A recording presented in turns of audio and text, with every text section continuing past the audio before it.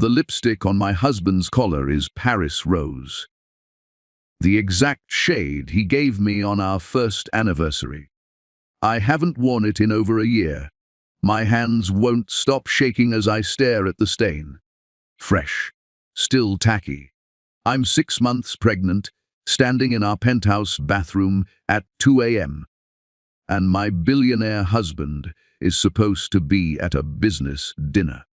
But my phone just lit up with a photo from my best friend, my husband, in Los Angeles, smiling at a blonde woman in a way he's never smiled at me. Not once in 18 months of marriage. I should feel shocked, betrayed, devastated, but all I feel is cold. Because there's a black envelope on the kitchen counter that wasn't there this morning. And somehow, I already know what's inside. My daughter kicks hard against my ribs, like she's trying to warn me. Like she knows what I'm about to discover will change everything. I take one step toward that envelope. My entire world is about to shatter.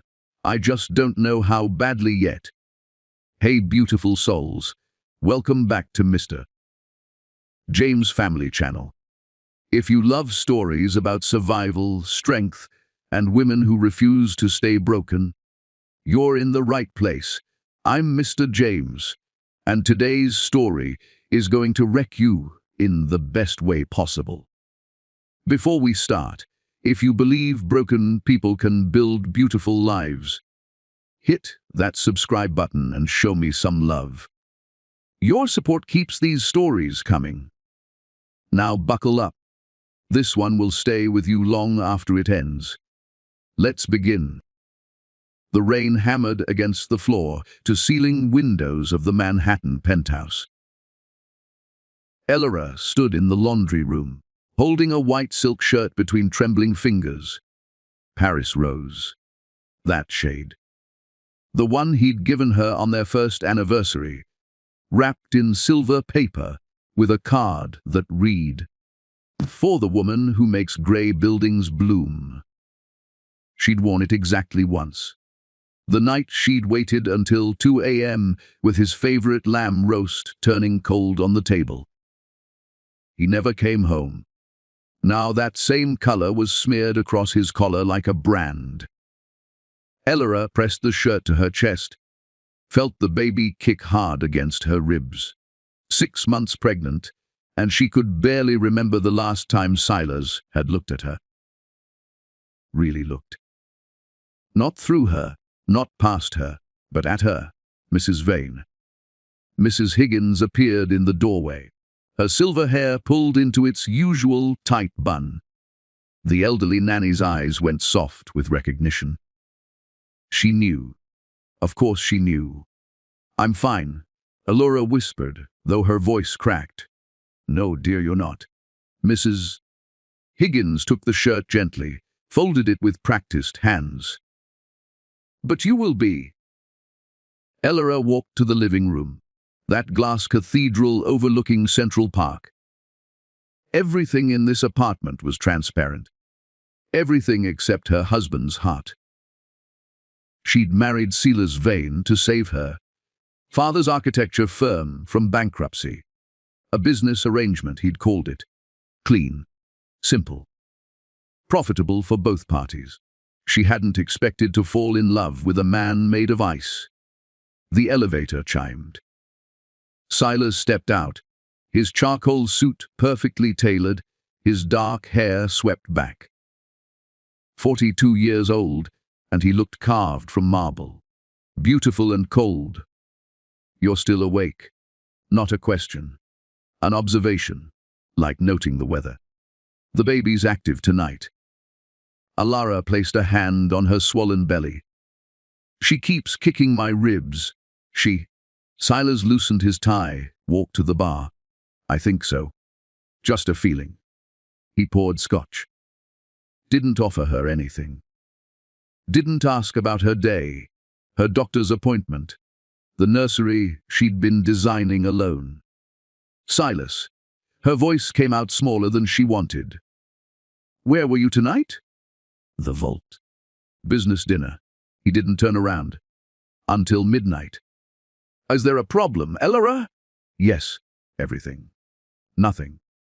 How do you tell someone they're killing you slowly, one indifferent night at a time? No problem. She stood, felt the room spin slightly. Pregnancy made her dizzy sometimes. Or maybe it was just her life now. Silas finally looked at her. His eyes, that pale grey that had once made her breathless, swept over her body with the warmth of a quarterly report. You should rest. You look exhausted. Translation. You look terrible. Elora walked past him toward the bedroom. Paused. I found lipstick on your shirt. The one from Thursday. The silence stretched like pulled taffy. I have no idea what you're talking about. His voice stayed flat. Bored even. She nodded. Of course he didn't. Or wouldn't. Same difference. In the bedroom. She sat on the edge of the California King. They shared but never touched anymore. Her phone buzzed. A text from her best friend Maya in Los Angeles. Girl, you've been quiet. Elora started typing, then stopped. What could she say? That she was drowning in a penthouse made of glass. That her husband treated their unborn child like a quarterly projection. She deleted the message. Lay down, stared at the ceiling. Through the walls, she heard Silas on the phone. His voice dropped low, intimate in a way it never was with her anymore. Tomorrow night. Yes. The usual suit. Click. Elora closed her eyes. The baby kicked again, harder this time. Like she was trying to punch her way out, to escape before she inherited her mother's talent. For loving the wrong men. I'm sorry. Elora whispered to her daughter. I'm so sorry you're being born into this. The next morning, Mrs. Higgins brought breakfast on a tray. Elora hadn't slept. Dark circles hung under her brown eyes like bruises. Mr. Vane left early. The nanny said carefully. He said he won't be home for dinner. Where did he go? Mrs. Higgins hesitated. I overheard him on the phone with his assistant. Something about finalizing documents. Elora's stomach twisted. What kind of documents? I don't know, dear. But the way Mrs. Higgins wouldn't meet her eyes told Elora everything. Or enough. She spent the day in her home office, trying to work on a landscape design for a corporate plaza in Brooklyn. But the lines kept blurring. Her hand kept shaking. At 3 p.m. her father called. Elora, sweetheart, we need to talk. Her father never called during business hours unless something was catastrophically wrong. What happened? Vane Industries just pulled out of our merger agreement. They're recalling the loan. We have 30 days to repay $6 million or we lose everything. The room tilted. What? That's not possible. Silas promised. Silas Vane doesn't make promises, honey. He makes investments. And apparently, we're no longer profitable. After the call ended, Elora sat in the silence of her glass prison. She understood now. The marriage, the baby, the lipstick, the late nights. She'd been a temporary acquisition, a bridge loan with an expiration date. And that date had just arrived. Her phone buzzed again. Mayev, OMG. Just saw Silas at the Beverly Hills Hotel. What's he doing in LA? Thought he hated the West Coast. Elora's blood went cold. Before she could respond, another text came through. This time a photo. Silas. Standing in the lobby of the Beverly Hills Hotel. His arm around a blonde woman in a white dress that probably cost more than Elora's car. The woman was laughing. Silas was smiling. Elora had never seen him smile like that. Not once in 18 months of marriage. She zoomed in on the photo. The blonde wore a ring. Massive. Diamond. Engagement style. Elara's vision blurred. She ran to the bathroom. Barely made it before throwing up everything she hadn't eaten that day. When she came out, Mrs. Higgins was standing in her office, holding her phone. The screen still showed the photo. "Oh, my dear girl." The old woman's voice broke. "What has he done to you?" Elara couldn't speak, could only shake her head. That night, she didn't sleep at all. Just lay in bed, feeling her daughter move inside her, wondering how you explain to a child that her father is a monster who wears expensive suits. At 2 a.m., the elevator opened. Silas came home. Elara heard him move through the apartment. Pour a drink. Make a phone call. His voice drifted through the walls. "Tomorrow, noon. My lawyer will have the papers ready. Make sure your father handles his part. I want her out by Friday. Papers. Out. Friday." Elara pressed both hands against her mouth to keep from screaming. The baby kicked. Hard in she was saying, "Fight, Mama. Fight." But Elara was so tired of fighting a war she'd already lost. Morning came grey and suffocating. Silas was gone before she woke up, but he'd left something on the kitchen counter. A folder. Black leather. Expensive. Inside divorce papers. Already signed by him. Dated 3 weeks ago. 3 weeks. Before her father's loan was recalled. Before the photo in LA. Before any of this exploded. He'd been planning her exit for almost a month. Elara's hands shook as she read the terms. No alimony. No child support unless paternity was proven through DNA testing. Full custody to be determined pending investigation into her moral fitness. Moral fitness. She almost laughed. Almost. At the bottom, a sticky note in his sharp handwriting. Sign by Friday. Don't make this difficult. S. Don't make this difficult. As if she'd been the one making anything difficult. As if loving him quietly, desperately, invisibly for 18 months had been difficult for anyone but her. Her phone rang. Maya. Again. "Elara. You need to see this." Maya's voice was tight. Scared. TMZ just posted something about Silas and Genevieve Sterling. Ooh, you don't know her. Old money. Like Mayflower old. Her dad owns half of Manhattan. She and Silas went to boarding school together. Elara pulled up the article. Her heart stopped. The photo showed them. Same blonde from yesterday. Same smile on Silas's face. Her hand on his chest, showing off that massive diamond. The article was dated last night. Posted at 11 p.m. Pacific. While Elara was lying in their bed, pregnant with his child, holding divorce papers he'd already signed. She read the quote from Silas.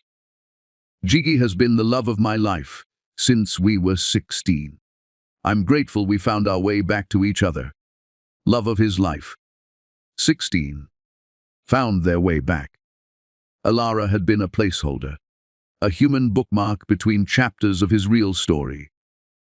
The room spun. She gripped the counter. The baby kicked, frantic now, like she could feel her mother's heart breaking into pieces too small to ever repair. Mrs. Higgins appeared. Took the phone gently from Elara's hands. "Pack a bag, dear. You're leaving." "Where would I even go?" "Anywhere but here." Elara didn't pack a bag. She packed 3 suitcases. Every designer dress Silas had ever bought her still hanging with the tags on. She left them all. Took only the clothes she'd owned before the marriage. The ones that still smelled like her old life, before she'd traded her soul for her father's company. Mrs. Higgins worked silently beside her, folding maternity jeans and soft sweaters. The old woman's hands trembled. Where will you go? Mrs. Higgins whispered. I don't know yet. Alara's voice sounded hollow, empty, like someone had scooped out her insides and left only the shell. Your father's house. Elara laughed. It came out broken. He's losing everything because of me. Because I wasn't valuable enough to keep. I can't face him. This isn't your fault, isn't it? Alara sat on the bed, felt the weight of her daughter pressing down on her pelvis.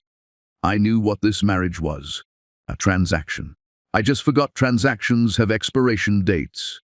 Mrs. Higgins knelt in front of her, joints cracking. Took Alara's face in her weathered hands. Listen to me.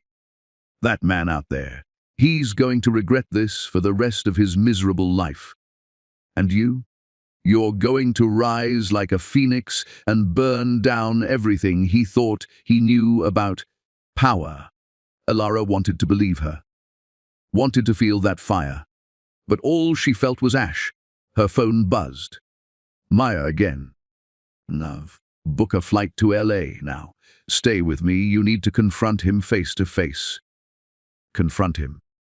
The thought made Alara's stomach twist. But maybe Maya was right. Maybe she needed to look Silas in the eye.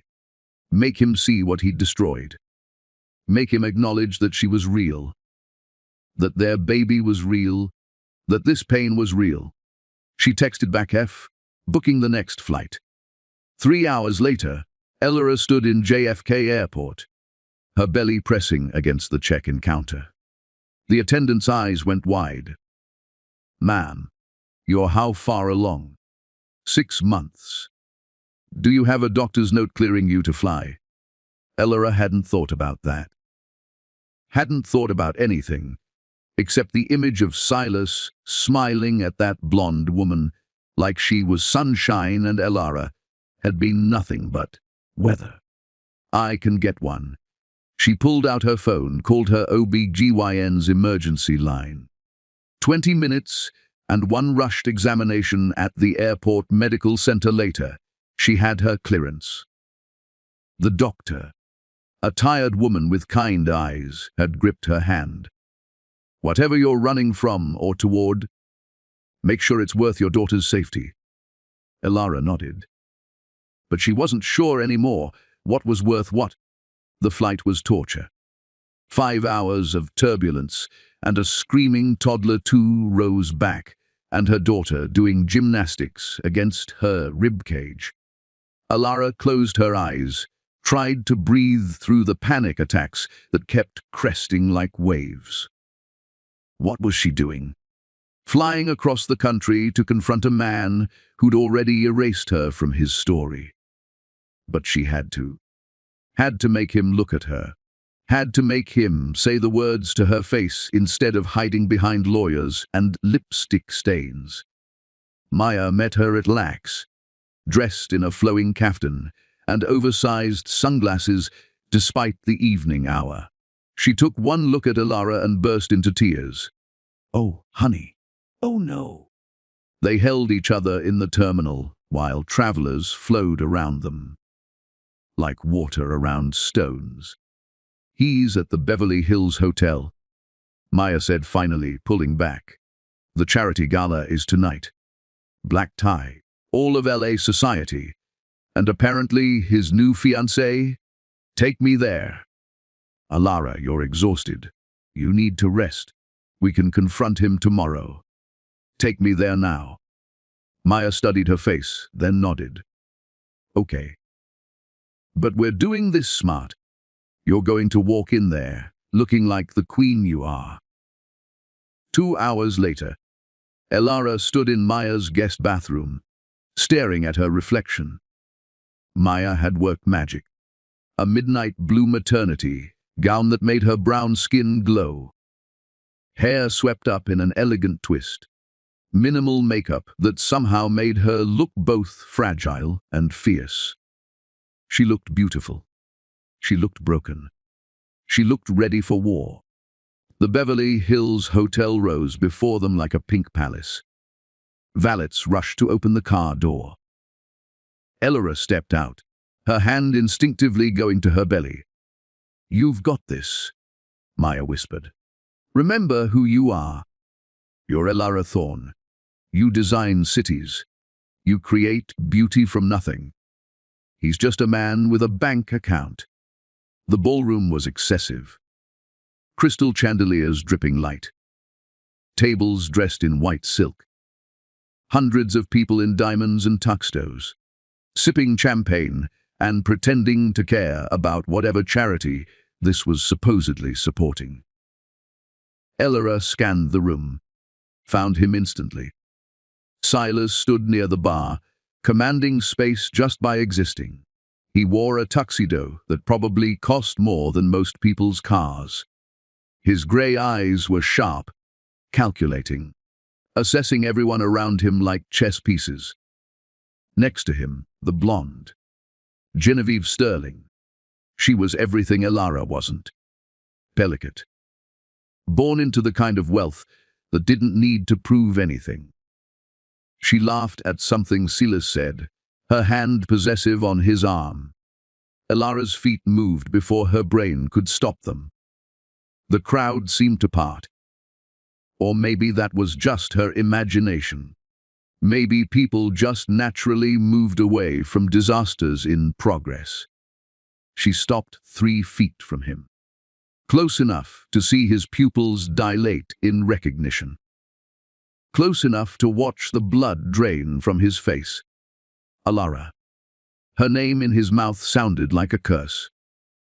"What are you doing here?" "I came to return something." She pulled off her wedding ring, the Tiffany band he'd given her with all the ceremony of signing a contract. Held it out. He didn't take it, just stared at her like she was a ghost he'd already buried. Genevieve stepped forward, her blue eyes ice cold. "Excuse me, who are you?"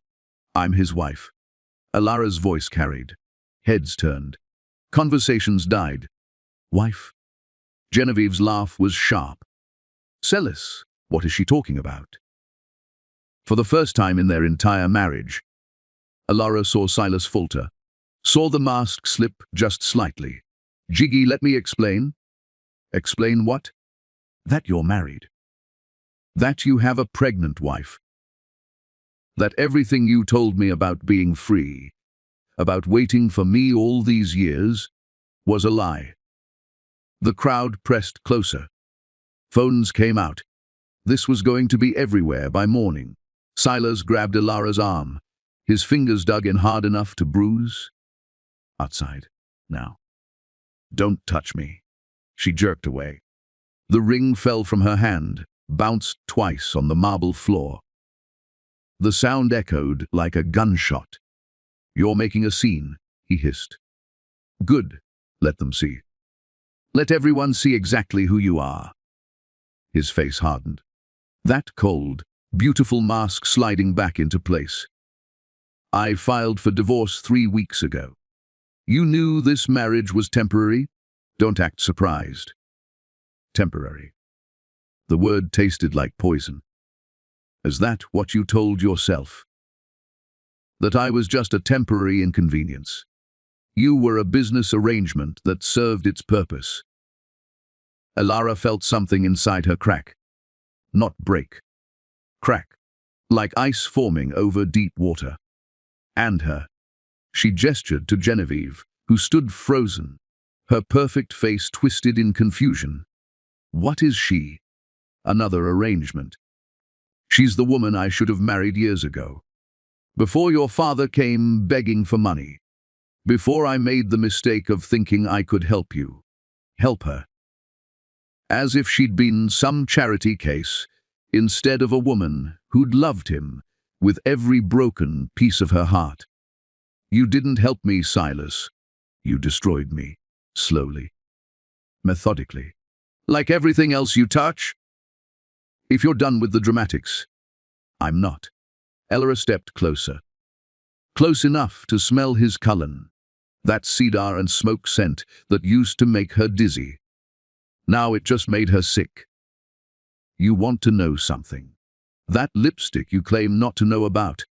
Paris rose. You gave it to me. Our first anniversary. The only gift you ever gave me that wasn't designed to keep up appearances. His jaw tightened. I don't remember. I know. That's the problem. I remember everything. Every cold dinner. Every empty bed. Every time you looked through me like I was glass. And you don't remember anything. Not the lipstick. Not me. Not the vows you made. Those vows were part of a contract. They were part of my life! Her voice cracked. The baby kicked hard like she was trying to join the fight. This is your daughter, Silas. Growing inside me. And you look at her like she's a line item in a budget report. Genevieve made a sound. Something between a gasp and a sob. Daughter, you're having his child. Alara turned to her, saw something in the woman's eyes. Not hatred, understanding. Fear, maybe, of becoming the next woman Silas used and discarded. I'm sorry, Alara said softly. I'm sorry you got caught in whatever game he's playing. But trust me, run. Run as far and fast as you can, because this man will hollow you out and wear your skin like a suit. Enough. Silas's voice cut like a blade. Security. 2 men in dark suits materialized. Escort this woman out. She's trespassing. The security guards hesitated. One of them glanced at Elara's belly, clearly uncomfortable. It's okay. Elara picked up her wedding ring from the floor, held it out to Silas one last time. Keep it. Sell it. I don't care. But I want you to know something. She waited until his cold grey eyes met hers. You didn't just lose a wife today, Silas. You lost the only person who actually saw your soul. The only person who looked past the money and the power and the ice and saw something worth saving. I was wrong. There's nothing there to save. You're just empty all the way down. She placed the ring on the nearest table, turned, walked through the silent crowd with her head high and her daughter kicking against her ribs. Made it to the lobby before her knees gave out. Maya caught her, held her while she shook. I've got you, Maya whispered. I've got you. Outside, the LA night was warm and smelled like jasmine. Alara stood on the steps of the Beverly Hills Hotel, breathing hard, feeling her daughter move inside her. A photographer's flash went off nearby. Tomorrow's headlines were already being written. But Alara didn't care. She'd said what she needed to say. Looked him in the eye and made him see her. Finally see her. Even if it was only for a moment. Even if it changed nothing. She'd been visible. Real. More than just a ghost in his glass empire. Maya led her to the car. Alara collapsed in the back seat, exhausted. Her phone buzzed.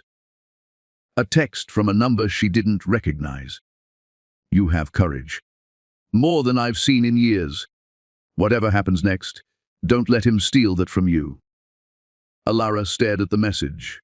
Who? A second text came through. This is Genevieve. I called off the engagement. Thank you for the warning. And I'm sorry for what he did to you. Alara closed her eyes. Felt something warm bloom in her chest. Not quite hope. But maybe the seeds of it. Alara woke in Maya's guest. Room to sunlight streaming through sheer curtains, and her daughter, doing what felt like kickboxing practice against her internal organs. Her phone screen showed 43 missed calls. 27 from unknown numbers. 16 from her father. None from Silas. She scrolled through the news alerts. Her face was everywhere. The photos were brutal. Her standing there, belly swollen, face streaked with tears. She didn't remember crying. Silas's expression caught mid-transformation from shock to rage. Genevieve's hand frozen over her mouth. They'd made her look desperate. Unhinged. The scorned wife making a scene. Maybe that's exactly what she'd been. Maya appeared in the doorway with coffee and what looked like homemade croissants. Don't read the comments. I wasn't planning to. Good. Because people are terrible and the internet gives them permission to be worse. Maya sat on the edge of the bed. Your dad called me 6 times. He's worried. Elara's chest tightened. What did you tell him? That you're safe, that you need space, that he should stop partnering his daughter's happiness with his business decisions. Maya, I know, not my place. But someone needed to say it. Maya handed her the coffee. Before you ask, they sat in silence while Elara sipped the coffee and tried to figure out what came next. She'd confronted Silas, burned that bridge to ash. Now what? Her phone rang. Her father. She answered. Dad.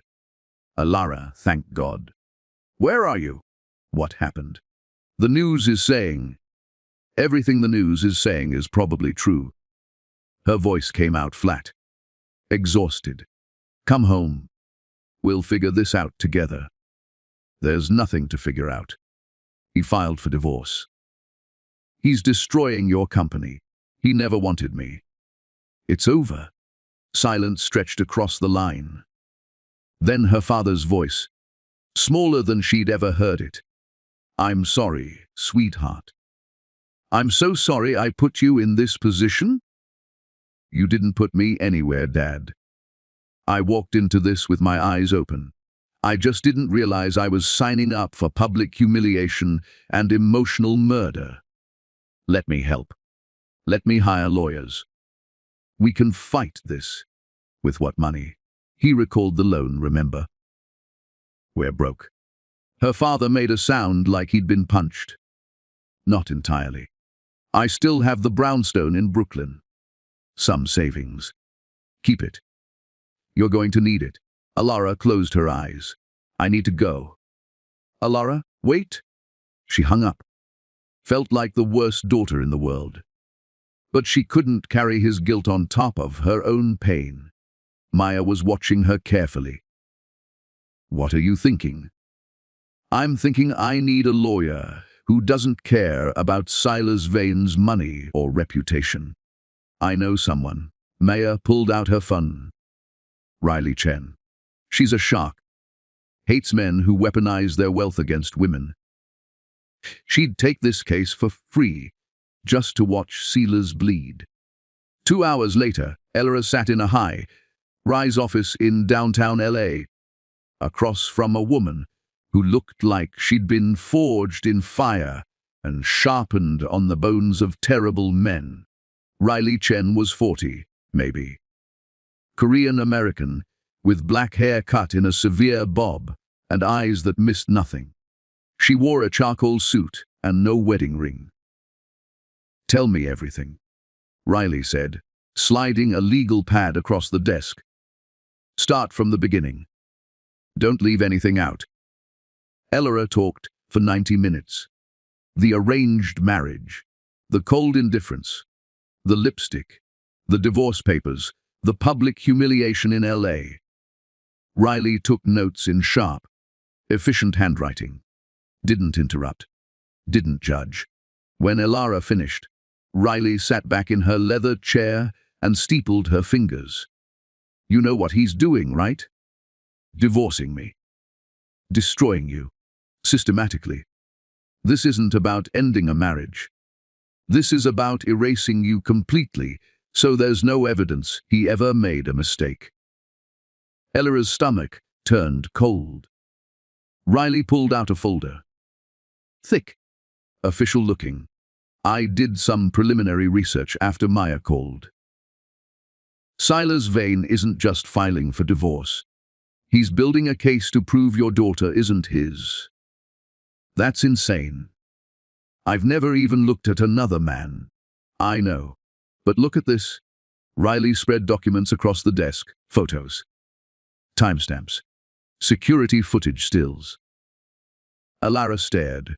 The images showed her in her building's community garden, talking to Daniel, the landscaper, a young guy, maybe 25, who'd helped her design the rooftop herb garden she'd installed last spring. In the photos, they were laughing, his hand on her shoulder, her smiling up at him. Completely innocent, completely damning when framed the right way. These are fake. Daniel is gay. He's engaged to his boyfriend. We were just... I believe you, but a jury won't care. They'll see a young, attractive man touching a lonely, neglected wife. They'll see reasonable doubt. And that's all Silas needs to avoid paying child support. Alara felt the room spin. This is insane. This is strategy, and it gets worse. Riley pulled out another document. Your father's company. The loan recall. That wasn't random. What are you talking about? Arthur Sterling. Genevieve's father. He owns the bank that issued your father's loan. He and Silas have been business partners for years. They planned this together. The pieces clicked into place. The timeline, the coordination, the cruelty of it all. They bankrupted my father to force me into the divorce. Exactly. Make you desperate. Make you vulnerable. Make you sign whatever papers they put in front of you just to protect your family. Alara's hands shook. Why? Why go through all this effort? He could have just divorced me quietly. Because you're a threat. Riley leaned forward. You're brilliant, Alara. Your landscape architecture portfolio is stunning. You have connections in the industry. If this divorce went public, without his narrative already in place, people might actually listen to your side. Might see him as the villain. So he made me the villain first. Preemptive strike. Classic Vane strategy. He did the same thing to his last business partner. Destroyed the man's reputation before filing the lawsuit. By the time the case went to court, no one believed anything the partner said. Alara pressed both hands to her belly. Her daughter was quiet now, like she could feel her mother's fear and was trying to stay small. Stay safe. What do I do? Riley's smile was sharp enough to cut glass. You fight back, and you fight dirty. Over the next 3 hours, Riley laid out a strategy. They'd file for divorce first, flipping the narrative. They'd subpoena the security footage, prove the photos were taken out of context. They'd investigate the Sterling, Vane connection, expose the conspiracy to destroy her father's business. It won't be easy, Riley warned. Silas has resources we don't. But he also has something we can use against him. What? Arrogance. He thinks you're already beaten. He thinks you'll sign whatever papers he sends, take whatever scraps he offers, and disappear quietly. We're going to prove him wrong. Alara left the office feeling something she hadn't felt in months. Not hope, exactly, but purpose, direction. A path forward that wasn't just survival, but resistance. Maya was waiting in the car, scrolling through her phone. She looked up when Alara climbed in. Well, we're going to war? Maya grinned. Good. I'll get the ammunition. They drove back to Maya's house in Santa Monica, the Pacific Ocean glittering in the afternoon sun. Alara stared out the window, watching the palm trees blur past, trying to process everything Riley had told her. Her phone buzzed. A text from Mrs. Higgins. Ah? Mr. Vane returned to the penthouse this morning. He's instructed me to pack your remaining belongings and have them sent to storage. He says you have 1 week to claim them, or they'll be disposed of. I'm so sorry, dear. Disposed of. Like trash. Like evidence of a crime. Elora texted back don't apologize. And don't pack anything. I'm coming back to New York tomorrow. Mrs. Higgins responded immediately. Are you sure that's wise? Probably not. But I'm done being wise. I'm going to get my things myself. And I'm going to look him in the eye one more time. Be careful. He's different since LA colder. His lawyer was here this morning. A man named Marcus Holt. Very intimidating. Marcus Holt. Elora knew that name. Manhattan's most ruthless divorce attorney. The man who'd helped 3 different billionaires hide assets and destroy their ex-wives in court. Silas was bringing out the big guns. So was she. That night, Elora lay in Maya's guest bed, unable to sleep. Her daughter kicked and rolled, restless. Maybe she could feel the storm coming. I'm going to protect you, Elora whispered to her belly. I promise. Whatever it takes. He's not going to erase us. Her phone lit up. An email. From an address she didn't recognize. Subject, we own NETOCETES. No text in the body. Just an attachment. A PDF. Elora's finger hovered over it. This could be anything. Malware. A trap.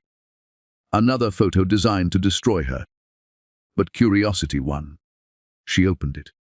The document was a contract, dated 2 years ago, between Silas Vane and Arthur Sterling. She scanned the dense legal language, her heart pounding faster with each paragraph. It was a partnership agreement. Vane Industries and Sterling Capital joining forces to acquire distressed properties in Manhattan. The terms were standard until page 7. A CLUC in the event that Vane requires liquid capital exceeding 50M for the acquisition of Targetco properties. Sterling agrees to provide bridge financing through Merchant Trust Bank. Said financing will be secured against the business assets of Thomas Thorne Architecture, contingent upon Vane's marital union with Elora Thorne. Upon dissolution of the arrangement, Sterling will execute the recall of all outstanding loans to Thomas Thorne Architecture, rendering the firm insolvent and forcing asset liquidation. Proceeds from said liquidation will be divided. 60% Vane Industries, 40% Sterling Capital. Elora read it 3 times. Each time the words got sharper, crueler. Her marriage hadn't just been arranged. It had been weaponized from the beginning. The plan was always to destroy her father. She'd just been the bait. And when Silas was done using her, when the real estate deal was finalized, he'd triggered Clause 14. Divorced her. Bankrupted her father. Profited from both. She scrolled to the bottom. Both signatures were there. Silas Vane, Arthur Sterling. Dated 6 months before Silas proposed to her. A second email came through. Same anonymous sender. This is what you're fighting. This is who he is. Use it wisely. Elora forwarded everything to Riley Chen. Added one line knife. I think we just found our smoking gun. Riley responded in 30 seconds. Holy shit. Where did you get this? No idea. Anonymous sender. Doesn't matter.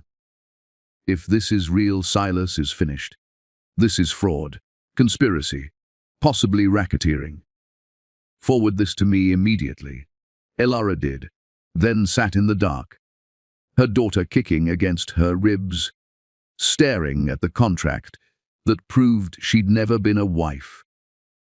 She'd been a weapon, one that Silas had aimed at her own family and fired. The flight back to New York felt like traveling through a nightmare. Every person who recognized Elora from the viral photos whispered, and pointed. A flight attendant asked for a selfie, then seemed embarrassed when Elara's face remained stone cold. "I'm sorry," the woman stammered. You're so brave. What you did in LA? My sister went through something similar." Elara nodded, said nothing. Brave wasn't the word. Broken, maybe. Desperate. Furious. But not brave. Maya had wanted to come with her. But Elara refused. This was something she needed to do alone. Face the ruins of her marriage. Collect the pieces of her life. Look Silas in his cold, grey eyes and show him the contract. Watch him realize she knew everything. Mrs. Higgins met her at the penthouse entrance, her face creased with worry.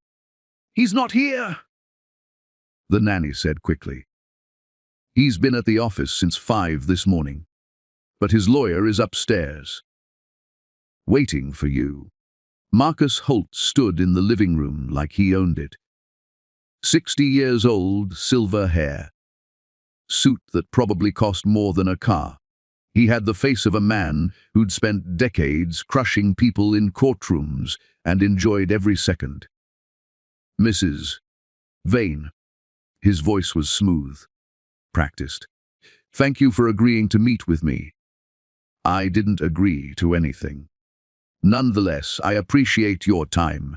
He gestured to the couch. "Please, sit. We have much to discuss."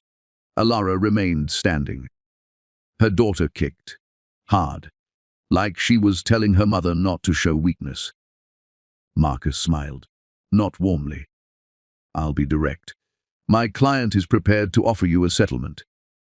$1 million. Full medical coverage for the child until age 18.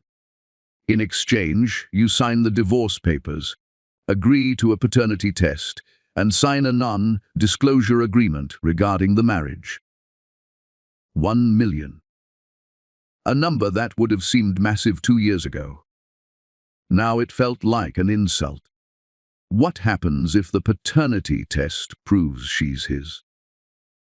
Then child support will be calculated according to New York state guidelines. Approximately $4,000 monthly. 4,000. Silas spent more than that on wine.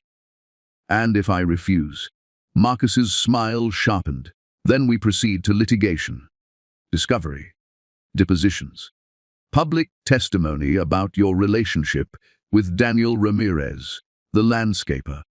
Expert witnesses questioning your mental stability. Forensic accountants examining every dollar your father's failing company received from Vane Industries. He pulled a folder from his briefcase, slid it across the glass coffee table. "We have evidence that you've been emotionally unstable throughout the pregnancy.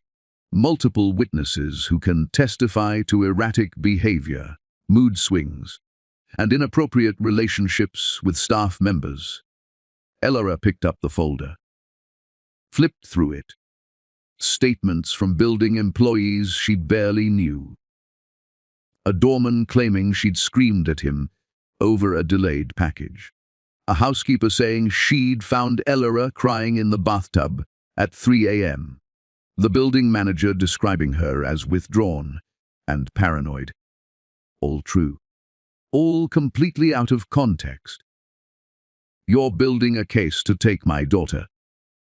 "We're building a case to protect my client's interests. If the child is his, he has rights.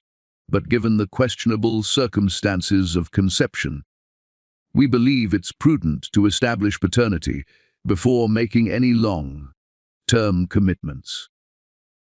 Questionable circumstances. Elara's voice came out deadly quiet. "You mean the fact that I was married to him? That we lived together? That this child is the result of the only time in 18 months he actually touched me?" Marcus didn't flinch. "I mean the evidence suggesting you engaged in an extramarital relationship with Mr. Ramirez during the relevant time frame. Daniel is gay, engaged, completely uninterested in women. We have photographs suggesting otherwise. You have photographs taken out of context by someone working for your client. Prove it. Marcus stood, buttoned his suit jacket. You have 48 hours to accept the settlement, Mrs. Vane. After that, the offer drops to 500,000. After 1 week, it drops to 250,000. After that, we go to court, and you get nothing, legal bills you can't afford, and a custody battle you can't win. He walked toward the elevator, paused. One more thing. Your father's company. The bankruptcy proceedings begin next Monday. If you want to save him from complete financial ruin, I suggest you consider what's more important, your pride or your family's survival. The elevator doors closed. Elara stood alone in the penthouse, shaking. Mrs. Higgins emerged from the kitchen, her face pale. How much did you hear? All of it. The old woman's hands twisted together. That man is evil. Same thing. Elara sank onto the couch. Her daughter was quiet now. Too quiet, like she was hiding. Mrs. Higgins sat beside her. What will you do? I don't know. Elara pulled out her phone, opened the anonymous email containing the contract. But I have this. Proof that Sealers and Arthur Sterling planned everything. Did that come from someone who wants to help or hurt Sealers? Maybe both. Her phone, Riley Chen. I've analyzed the contract, Riley said without preamble. It's real. I verified the notary seal, cross-referenced the signatures against public documents. This is legitimate evidence of fraud and conspiracy. Can we use it? Absolutely. But there's a problem. We don't know how you obtained it. If Silas claims it was stolen, privileged attorney, client communication, anything like that, a judge might suppress it. So it's useless? Not useless, but risky. We need to be strategic about when and how we deploy it. Riley paused. Elara, I got a call this morning. From Marcus Holt.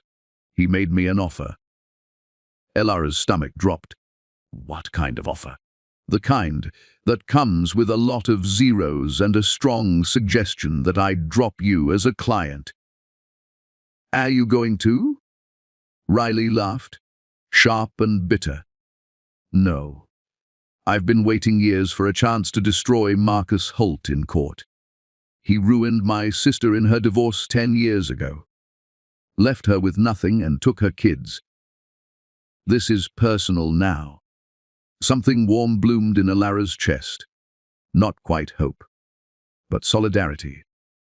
Someone fighting for her who wasn't being paid. Someone who actually cared. Thank you. Don't thank me yet. Thank me when we win. Riley's voice turned serious.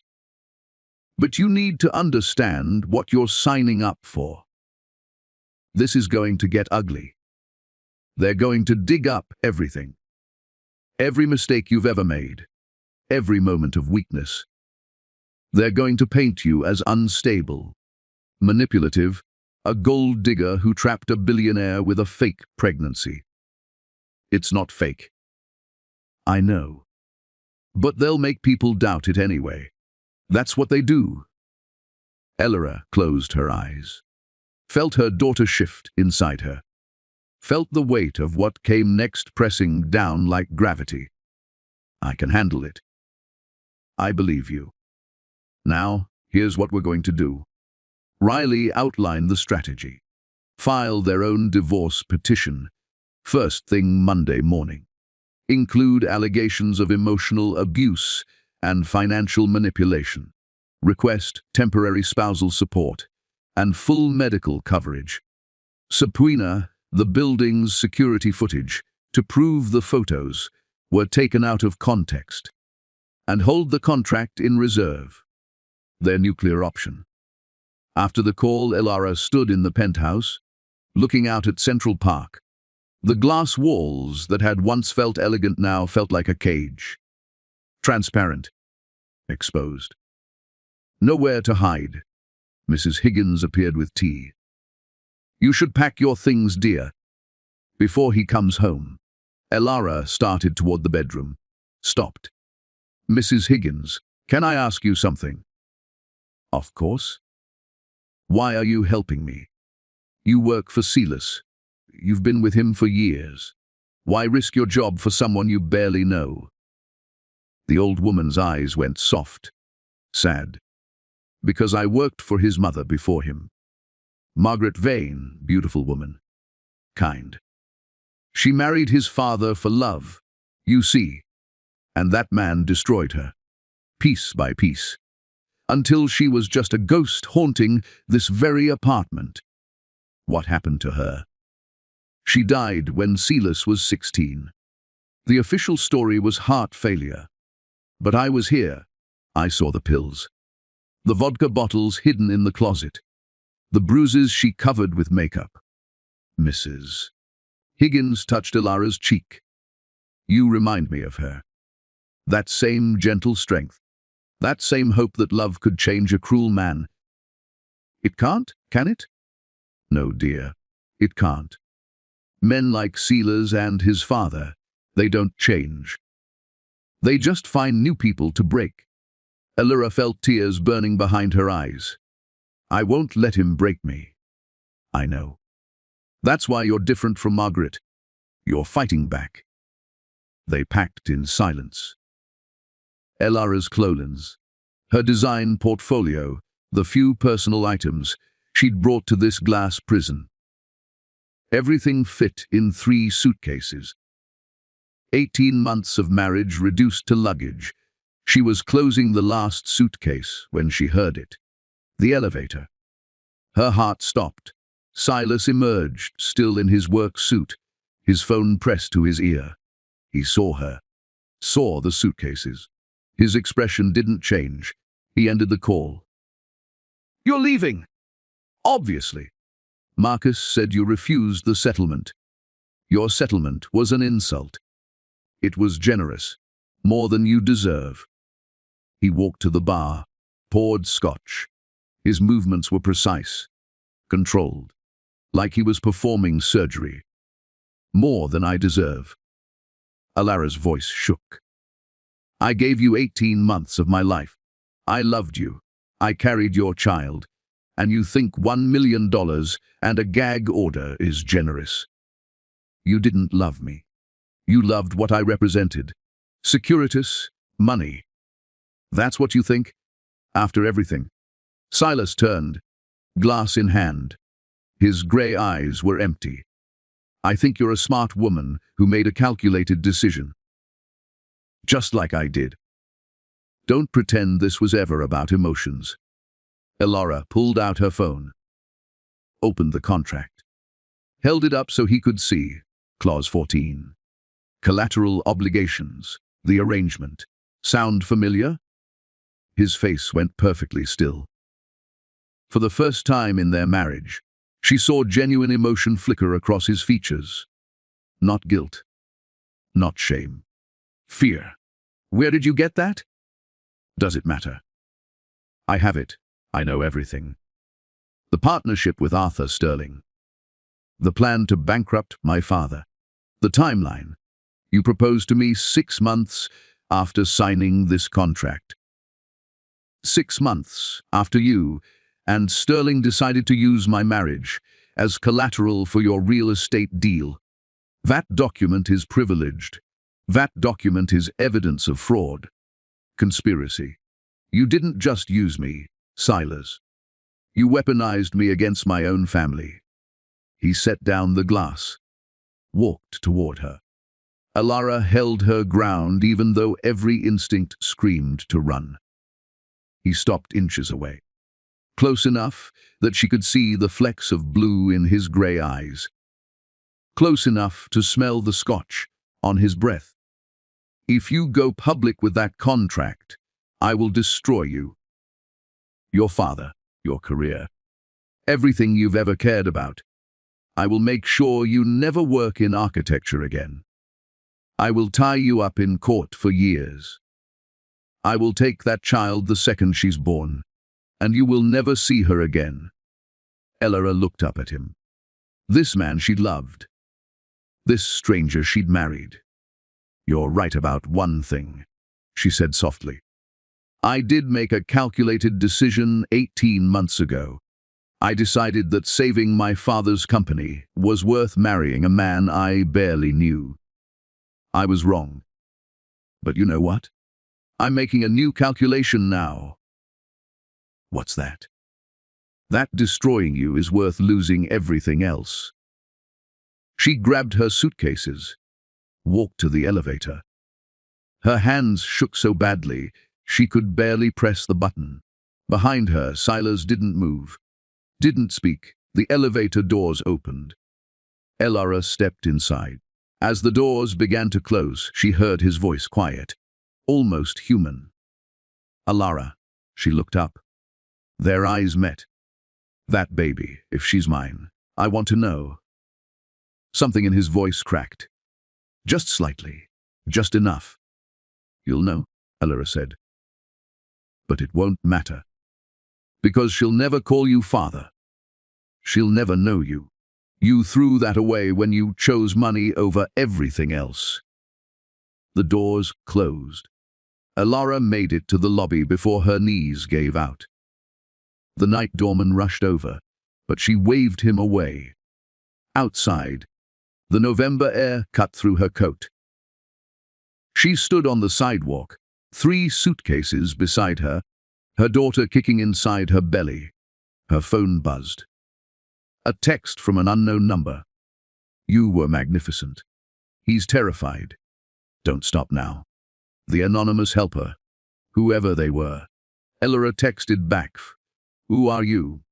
3 dots appeared, disappeared, appeared again, finally. Someone who knows what it's like to be destroyed by Silas Vane. Someone who wants to watch him burn. "You're not alone in this fight, Elora." Before she could respond, a black SUV pulled up to the curb. A woman, late 30s. Dark hair, expensive clothes. Familiar somehow, Elora thought. "Yes?" "Get in. We need to talk." "I don't even know who you are." "My name is Veronica Reeves. I was Silas's business partner 5 years ago. Until he destroyed my company, ruined my reputation, and left me bankrupt." The woman's smile was sharp, cold. "And I'm the one who sent you that contract. Now get in. We have a war to plan." The SUV smelled like leather and expensive perfume. Veronica Reeves drove with the controlled aggression of someone who'd learned to navigate Manhattan traffic while simultaneously navigating corporate warfare.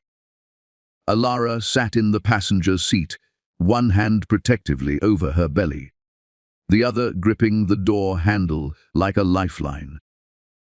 "Where are we going?" "Somewhere Silas can't track us. Somewhere we can talk without his security cameras, his lawyers, his spies." Veronica glanced over. "You'd be surprised how many people he has watching you." "I wouldn't, actually."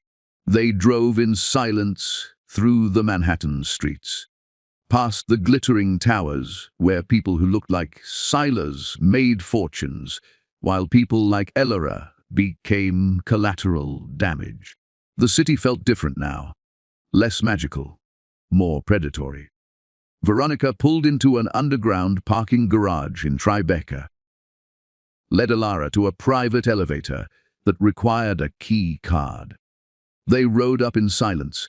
The apartment was stunning, minimalist. All clean lines and floor, to ceiling windows overlooking the Hudson River. But it felt empty somehow, like a beautiful shell with nothing living inside. "Coffee. Tea? I have herbal things for." Veronica gestured vaguely at Elora's belly. "Water is fine." They sat in the living room. Veronica curled into an armchair like a cat. predatory, watchful. You want to know why I'm helping you? The thought crossed my mind. Veronica pulled out her phone, showed Elara a photo. A younger version of herself, maybe 32, standing in front of a building with REVSTH salute IONS, emblazoned across the entrance. She looked happy, confident. Olive. That was 6 years ago. I'd built a cybersecurity company from nothing. We were the best in the business. Fortune 500 clients. Government contracts. I was on the cover of Forbes.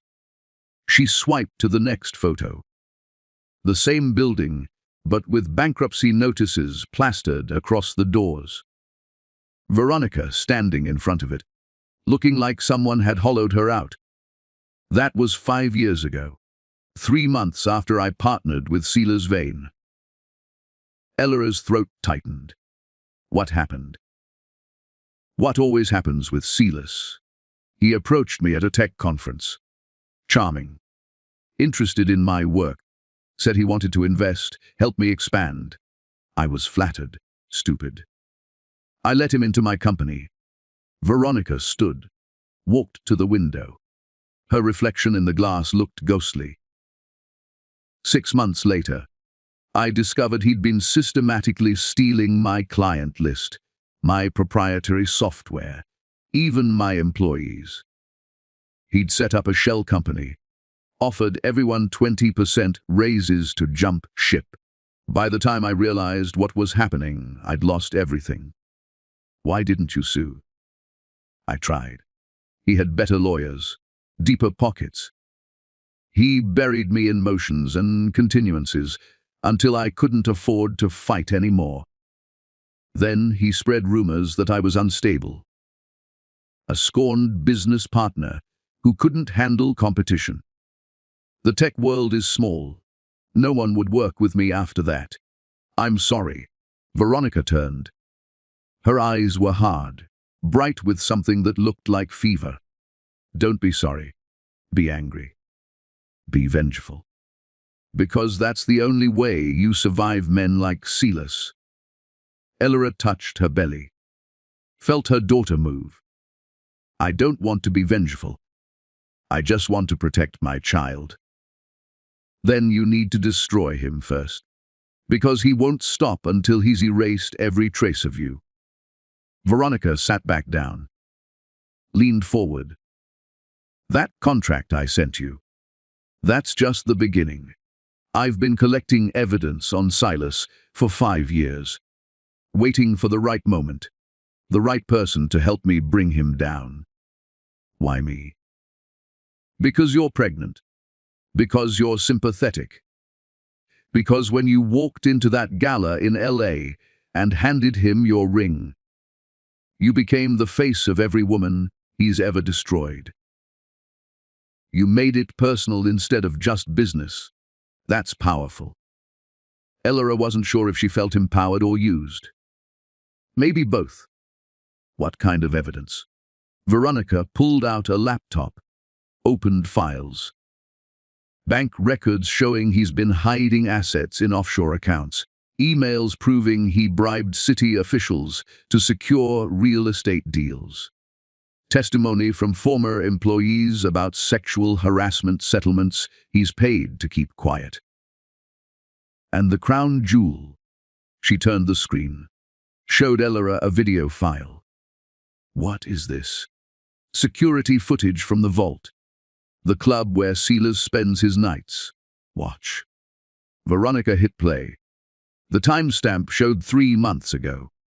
The video showed a private room. Silas on a leather couch with Genevieve Sterling. They were close, intimate.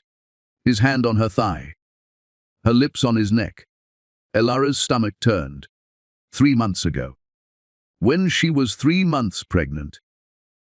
When he was still coming home and sleeping in their bed and pretending they were.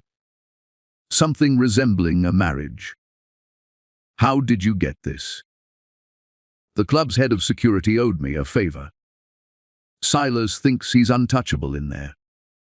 thinks the club's discretion agreements protect him. But money talks louder than loyalty.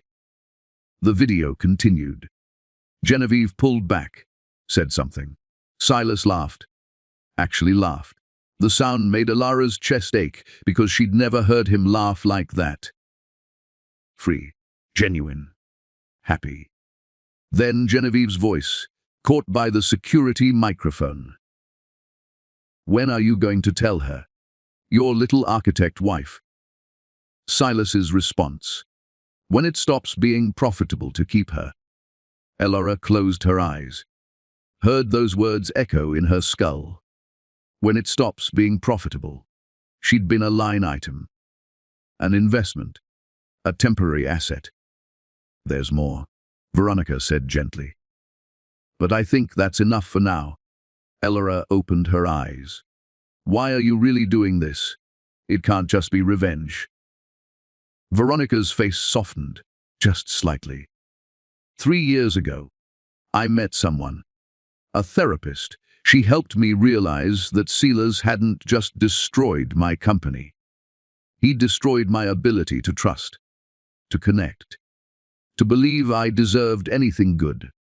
I've been in therapy ever since, trying to rebuild myself. She paused. Last month, my therapist asked me a question. She said, "What would closure look like for you?" And I realized.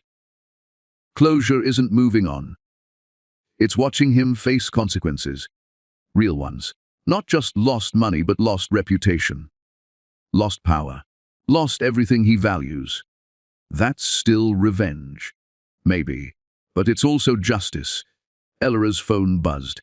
A text from Riley Chenv. We need to meet. Tomorrow morning. Something's happened.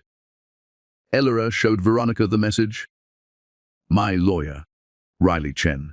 She's excellent. Took down a hedge fund manager last year for $500 million in divorce court. Veronica smiled. You're in good hands. Will you come to the meeting? Share the evidence you have. Absolutely. But on one condition. What? When this is over, when Silas is destroyed, and you've rebuilt your life, you pay it forward. Find another woman he's hurt and help her. Keep the cycle going. Make sure he never stops paying for what he's done. Alara thought about that. About becoming part of something larger than her own pain. A network of survivors, turning their wounds into weapons. Okay, I promise. They talked for another hour. Veronica shared more details about Silas's business practices. The bribes, the threats, the systematic way he identified vulnerable people and exploited them. She had names, dates, documentation. It was almost midnight when Veronica drove Alara to a boutique hotel in Soho, paid for a suite. Refused to let Alara go back to her father's house or Maya's place in LA. Silas will look for you in obvious places. Stay here tonight. Tomorrow we regroup. In the hotel room, Alara stood at the window, looking out at the city lights. Her daughter kicked. Strong, insistent. I know, baby girl, Alara whispered. You want out. You want to be born into a better world than this. I'm trying. I promise I'm trying. Her phone rang. Her father. Alara, where are you? Mrs. Higgins called. She said you left the penthouse. Are you okay? I'm fine, Dad. I'm safe? Please, we'll figure this out together. I can't. Not yet.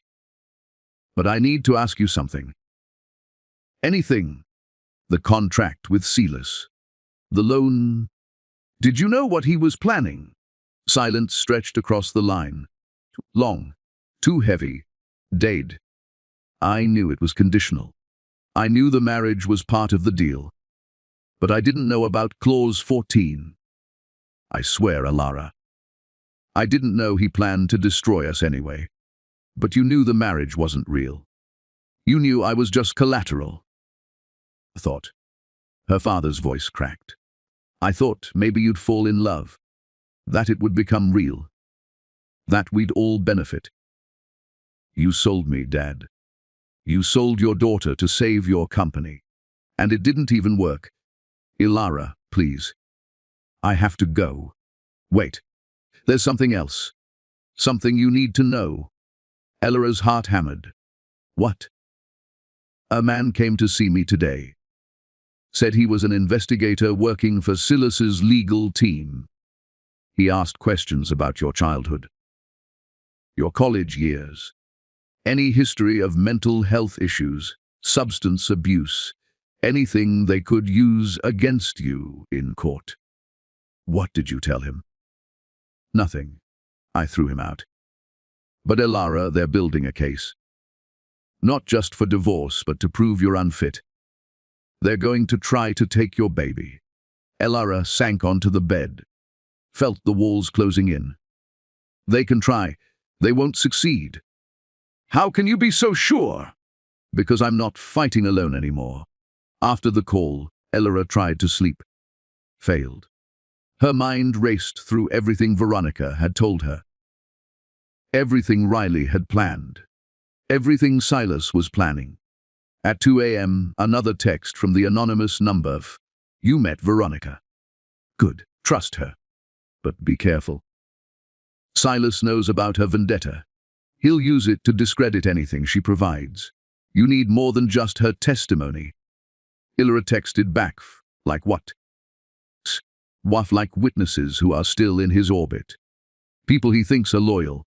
I'm working on that. But it takes time. Someone who loved him once. Someone who learned the hard way that Silas Vane doesn't know how to love back. Sleep, Ilara. You'll need your strength. Plus, the next morning, Ilara met Riley and Veronica at a coffee shop in the West Village. Riley took one look at Veronica's evidence and her eyes went wide. This is incredible. This is more than enough to what? A voice cut through the conversation. Male. Familiar. Ilara turned. Her blood turned to ice. Marcus Holt stood 3 feet away, flanked by 2 men in dark suits. He smiled. Ladies, what an interesting breakfast meeting. Riley stood. This is a private conversation, and yet you're having it in public, which makes anything I overhear fair game. Marcus's eyes locked on Veronica. Reeves. Still obsessed with my client, I see. Still protecting criminals, I see. Veronica shot back. Marcus pulled out his phone. Took a photo of the 3 of them sitting together. Thorne. I'll be filing a motion with the court this afternoon, alleging that you're colluding with a known adversary of my client to manufacture evidence. This photograph will be Exhibit A. We're not manufacturing anything. Prove it. In court, where a judge can determine whether evidence obtained through questionable means is admissible. He nodded to the men beside him. Good day, ladies. See you in court. They left. Ilara's hands shook so badly she spilled her tea. He was following me, she whispered. He knew I'd be here. Or following me, Veronica said darkly. He's been tracking me for years. Riley's jaw was tight. This complicates things. But it doesn't change the fundamental strategy. We just need to be more careful about how we present the evidence. Careful. Ilara laughed. It sounded broken. I'm 6 months pregnant, homeless, and being hunted by a billionaire's legal team. How much more careful can I be? Riley reached across the table, gripped Ilara's hand. Listen to me. You're not homeless. You have resources. You have people fighting for you. And most importantly, you have the truth. That matters. Does it? Because from where I'm sitting, truth doesn't seem to matter much against money and power. It matters when we make it matter. Riley pulled out her own files. I've been doing some digging. Silas isn't as untouchable as he thinks. His company is leveraged to the hilt. He's taken out massive loans to finance his latest real estate project in Hudson Yards. If that project fails, he's looking at bankruptcy. How does that help us? Because his investors don't know about his personal scandals. They think he's stable, reliable. If we go public with the right information at the right time, we can spook them, make them pull their funding, collapse his empire from the inside. Veronica leaned forward. You want to destroy his business. Not just win the divorce. I want to level the playing field. Right now. He has all the power because he has all the money.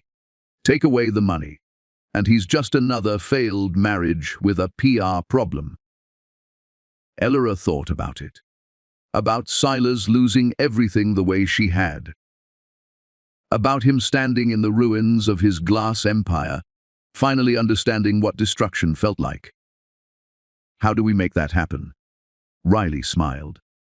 We give an exclusive interview to the right journalist. Someone with credibility.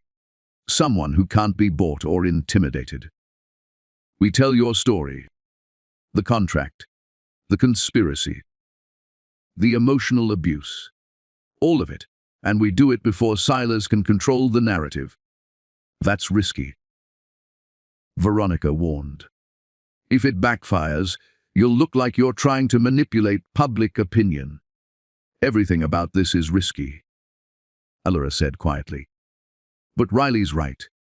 I can't beat him in his world. I need to change the battlefield. Her daughter kicked. Hard, like she was agreeing. Riley pulled out her phone. I know someone. Journalist at the New York Times. She specializes in exposing corporate malfeasance and powerful men who abuse their positions.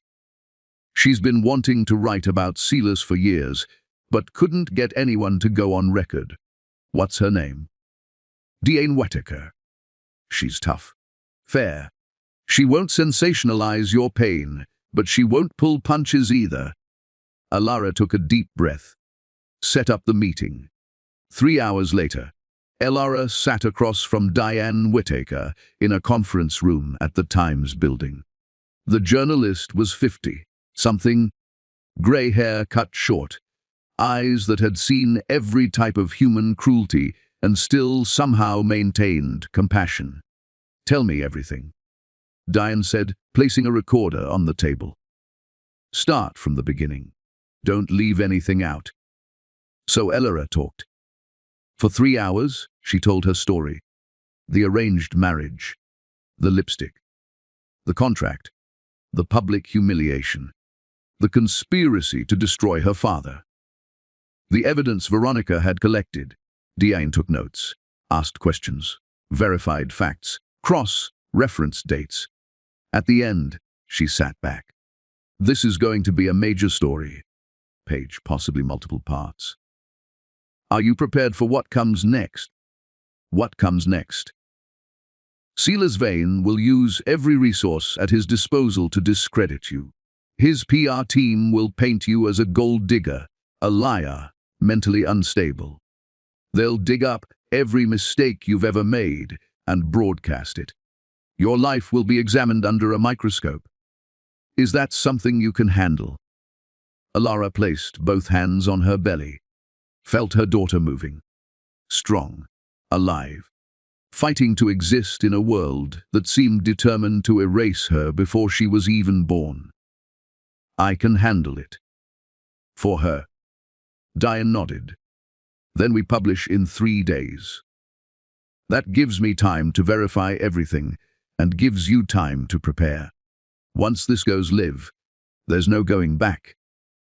The article went live at 6 a.m. on a Tuesday morning. Elora sat in the hotel suite watching her phone explode. Text messages, emails, calls from numbers she didn't recognize. News alerts pinging every 30 seconds. The article was everywhere.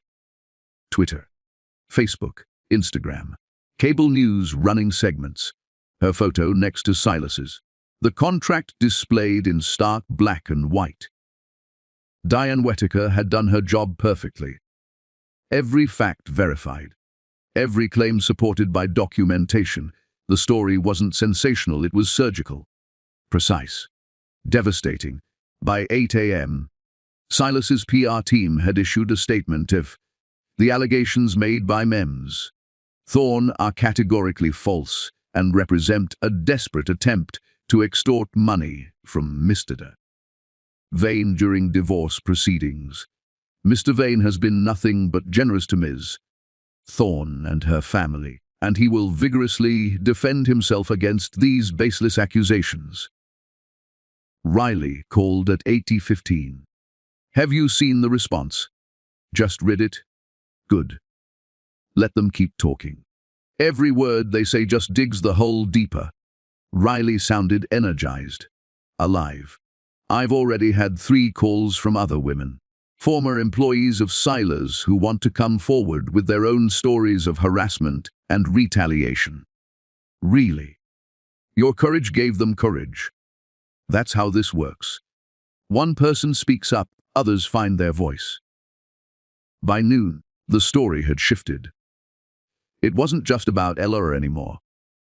Other names emerged, other victims. A former assistant who'd been fired after refusing Silas's advances. A business partner who'd been systematically destroyed when he questioned an illegal deal. An architect who'd had her designs stolen and used without credit or compensation. The pattern was undeniable. Silas Vane wasn't just a ruthless businessman. He was a predator. Veronica called at 1 p.m. Have you seen the stock price? Ella pulled up the market data. Vane Industries had dropped 17% in 6 hours. Investors were panicking. His board called an emergency meeting. Veronica continued. They're discussing whether to remove him as CEO. The Hudson Yards investors are threatening to pull their funding. He's losing millions by the hour. Good, Alara. You need to be careful. Wounded animals are dangerous. Silas is going to lash out, and you're the easiest target. As if summoned by prophecy, Elara's phone rang. Unknown number, she answered. Hello. You think you've won? Silas's voice was ice. Pure. Cold. Lethal. You think going to the press makes you brave. I think telling the truth makes me honest. Something you wouldn't understand. The truth. Sharp. Bitter. You want truth. Here's truth.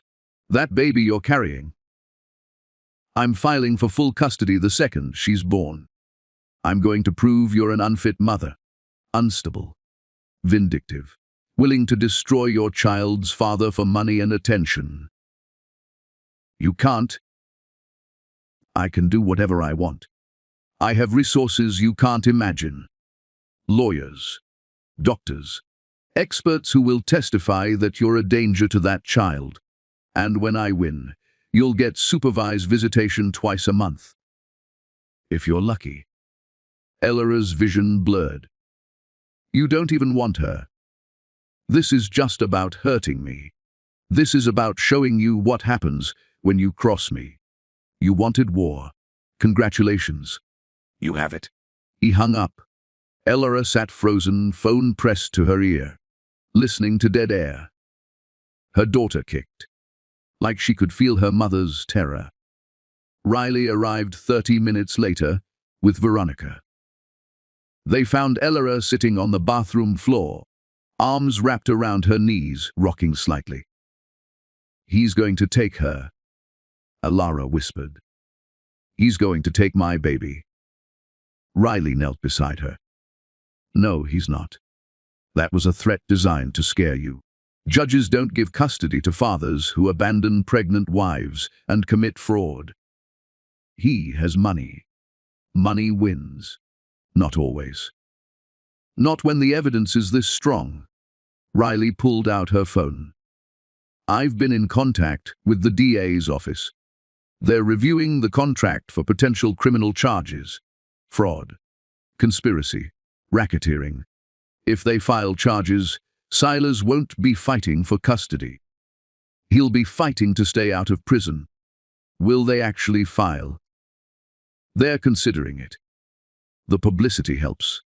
The more pressure on Silas, the more likely the DA moves forward. Veronica sat on the other side of Elara. I know you're scared. I was terrified when Silas came after me. But you have something I didn't have. You have people. You're not alone. Elara wanted to believe them, but fear had its claws in deep. That evening, another woman came forward. This one was different. Her name was Claire Donovan, 45.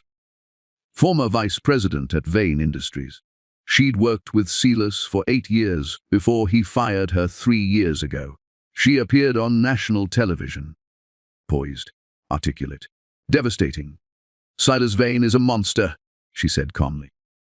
I watched him destroy people for entertainment. He'd identify their weaknesses and exploit them. If you had debt, he'd find a way to make it worse. If you had a struggling marriage, he'd seduce your spouse. If you had ambition, he'd promise you everything and deliver nothing.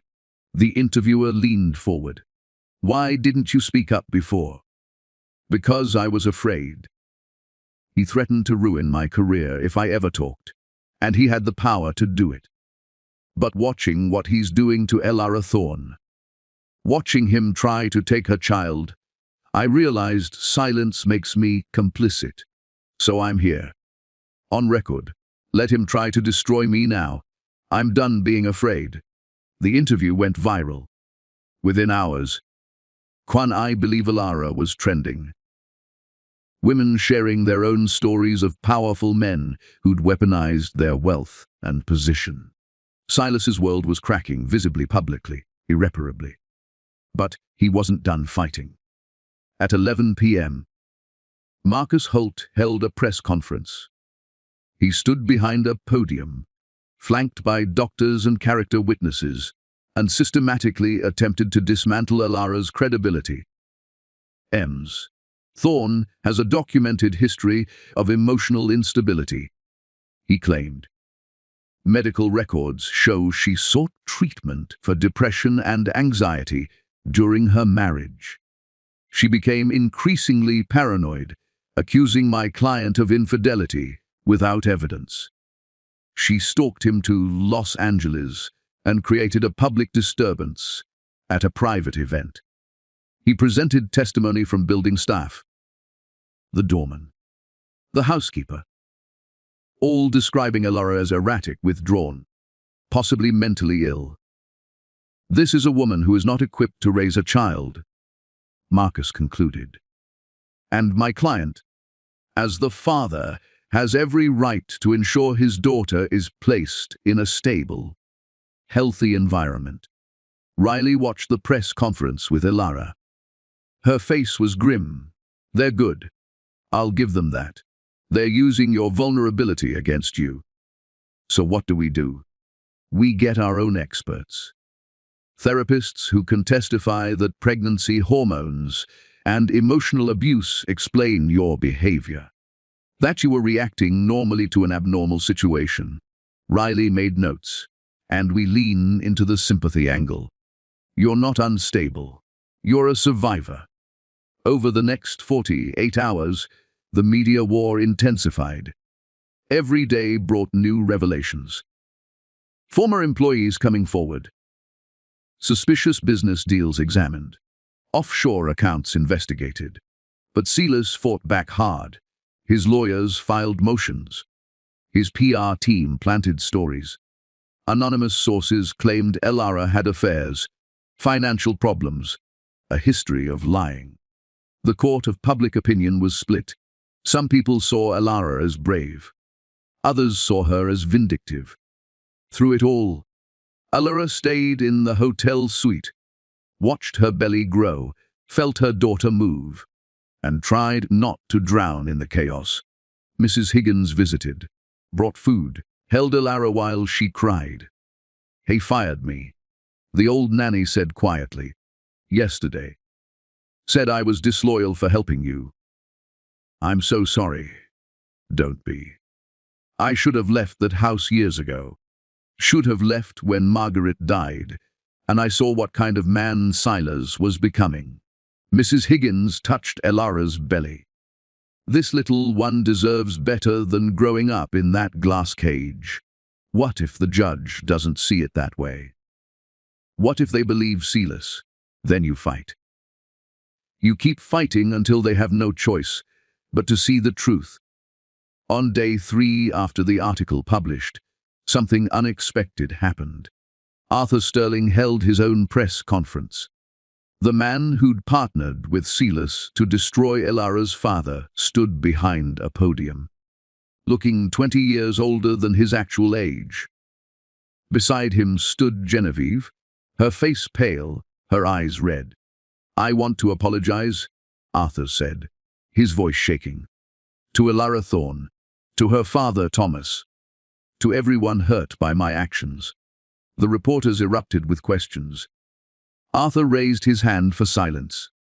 "The contract Ms. Thorne revealed is real. I signed it.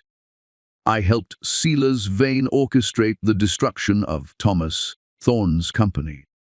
I did it because I believed it was just business. I believe the ends justified the means." He paused, seemed to gather himself. "But watching my daughter almost marry a man like that, watching him manipulate her the same way he manipulated Ms. Thorne, I realized I'd become the kind of man I always despised. So I'm here to do what I should have done months ago. Tell the truth." Arthur pulled out documents, emails, text messages, evidence of every illegal deal, every bribe, every conspiracy he and Silas had engaged in over 15 years of partnership. "I'm turning all of this over to the Manhattan District Attorney's Office. I'm prepared to testify against Silas Vane in any criminal proceedings, and I'm personally funding the restoration of Thomas Thorne's company. It won't fix what I broke, but it's a start." Genevieve stepped forward. Her voice was quiet but steady. "I want to add something. Silas Vane told me he loved me. That Elara was a mistake he was correcting. That we had a future together. All of it was lies. He used me to hurt Elara, to create chaos, to distract from his crimes. I was a pawn." "Just like she was." She looked directly at the camera. "Elara, if you're watching this, I'm sorry. I should have believed you that night in LA. I should have listened instead of defending him. You tried to warn me, and I dismissed you. That was wrong. You deserve better. Your daughter deserves better." Elara watched the press conference from her hotel room. Tears streamed down her face. Riley sat beside her, gripping her hand. "This changes everything. With Sterling's testimony and evidence, the DA will definitely file charges, and if Silas is facing criminal prosecution, no judge will give him custody. It's really over." "The custody fight? Probably. The divorce. We still have to negotiate terms, but you have leverage now. Real leverage." That night, Elara slept for the first time in days. Deep, dreamless. Her daughter quiet inside her, as if she knew the worst of the storm had passed. She woke to sunlight and a text from an unknown number of, "You did it. You actually did it. Silas is finished, but be careful. Cornered animals are most dangerous." Elara texted back, "Are you going to tell me who you are now?" "Soon, when it's safe. But know this, you saved more than just yourself. You saved everyone he would have destroyed next. Thank you." Before Elara could respond, her phone rang. "Riley, turn on the news. Now." Elara grabbed the remote, flipped to CNN. Breaking news banner.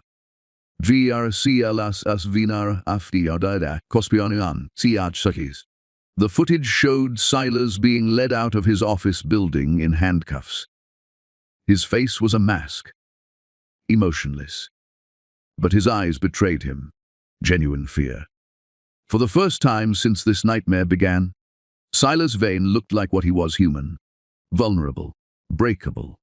Elora placed both hands on her belly, felt her daughter kick strong and sure. "We did it, baby girl," she whispered. "We survived." But even as she said it, a small voice in the back of her mind whispered a warning. Silas was arrested, not convicted, not destroyed. And men like him didn't go down without taking everyone they could with them. 3 years later, Seattle. Elora stood backstage at the Washington State Convention Center, adjusting the collar of her charcoal power suit. Through the curtain, she could hear the crowd. 2,000 people. Investors, city planners, journalists, architects from around the world, all there to see her. A small hand tugged at her jacket. Elora looked down into eyes that were exactly like hers, brown, deep, knowing, mama nervous. Elora knelt, ignoring the protest from her knees, smoothed back the dark curls that refused to stay in their braids. "A little bit, baby. This is a big day." Cora Thorne was 3 years old, small for her age but fierce in every way that mattered. She had Elora's brown skin, her wide eyes, her stubborn chin. And yes, somewhere in the architecture of her face, there was Silas. The sharp cheekbones, the intensity of her gaze. But she was her mother's daughter. That's what everyone said. That's what mattered. "You're the strongest person I know," Cora said seriously, repeating the words Elora told her every night before bed. "You can do anything." Elora kissed her forehead. "We can do anything." Together. Maya appeared, looking elegant in a cream dress. "They're ready for you. And Cora's sitter is here to take her to the green room."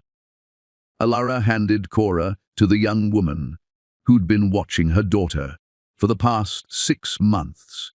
A architecture student from the University of Washington. Trustworthy.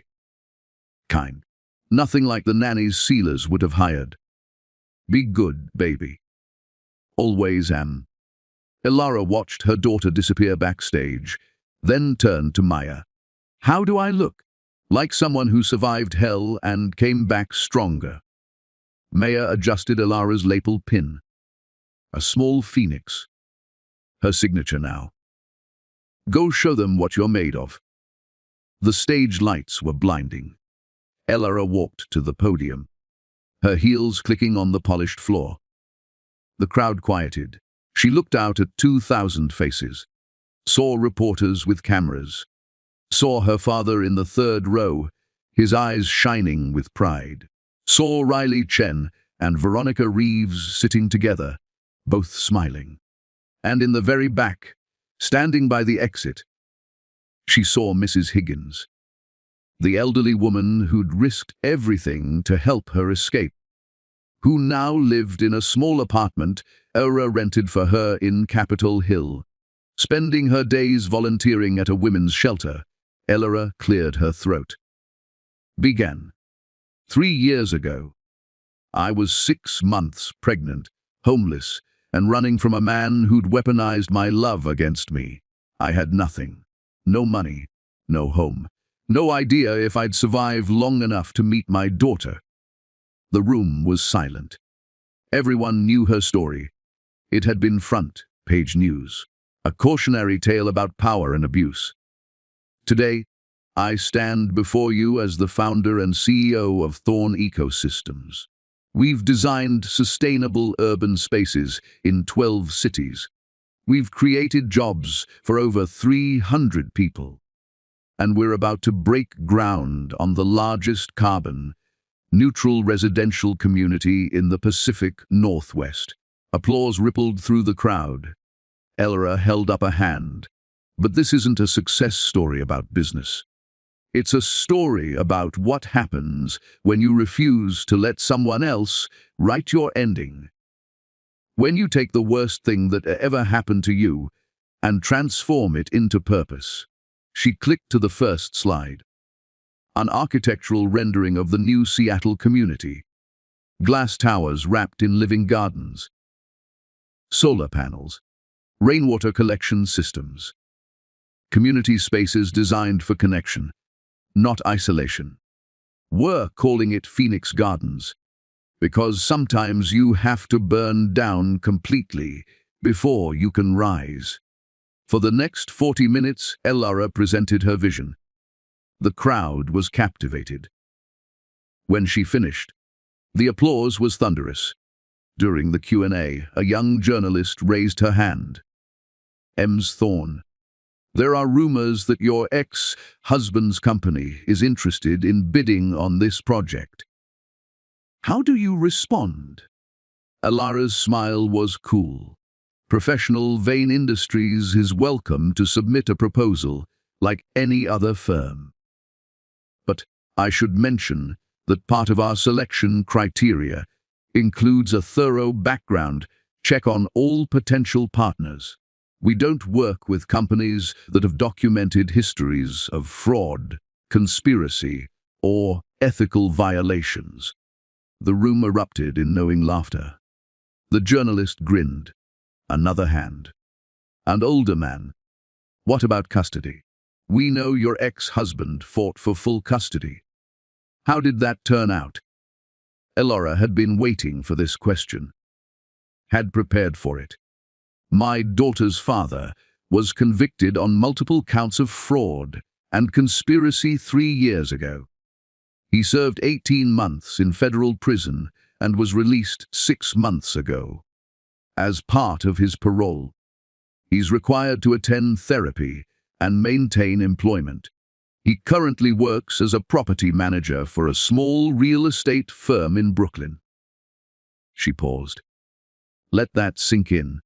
Silas Vane, once a billionaire, now managing apartment buildings for someone else. A's for custody. We have a court-approved arrangement. He sees our daughter twice a month. Supervised visits. He's never missed one. And I'll give him credit for that. Whatever else he is, he's trying to be present for her. It was more generous than he deserved. But Elara had learned that grace wasn't about what people deserved. It was about who you chose to be. After the presentation, Elara stood in the convention center lobby, shaking hands and accepting congratulations. Her father approached, tears in his eyes. Your mother would be so proud, he whispered. I'm so proud. I couldn't have done it without you, Dad. And it was true. After Arthur Sterling had funded the restoration of Thomas Thorne architecture, her father had become her first investor, her mentor, her partner. They'd rebuilt together, father and daughter. Stronger than before, Riley appeared with champagne. To the woman who broke the glass ceiling by refusing to live in a glass cage. They toasted, laughed, celebrated. Veronica joined them, her arm around a beautiful woman with kind eyes. Her girlfriend, a professor at Columbia. Veronica had found love after all, had learned to trust again, Elara said to Veronica. For everything. For the contract. For the evidence. For showing me I could fight back. You would have fought anyway, Veronica replied. I just gave you better weapons. As the celebration continued, Elara slipped away. Found Cora in the green room, drawing pictures with her sitter. Mama? Cora held up her artwork. I drew our new building. The drawing was abstract, colorful, completely imperfect, beautiful. It's perfect, baby. Is Daddy coming to see it? Elara's chest tightened. Cora asked about Silas sometimes. Not often, but enough that Elara had learned to answer honestly without bitterness. I don't know, sweetheart. Probably not. But you'll see him this weekend. Okay. Cora went back to drawing, unbothered, resilient. She was too young to understand what her father had done. Too young to know he'd tried to destroy her before she was born. Someday, Elora would tell her. Gently. Honestly, but not yet, for now. Cora just knew she had a mama who loved her fiercely, and a daddy she saw sometimes who was trying his best.